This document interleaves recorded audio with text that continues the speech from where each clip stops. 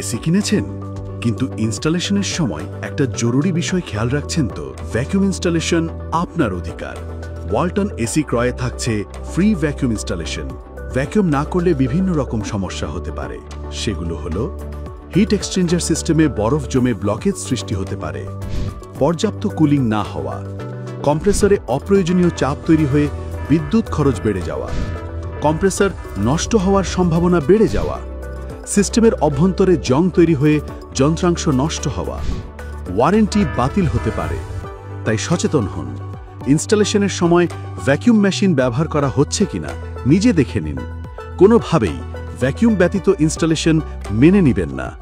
প্রয়োজনে ইনস্টলেশন টিমকে ফিরিয়ে দিন এবং 16267 হটলাইনে অভিযোগ করুন।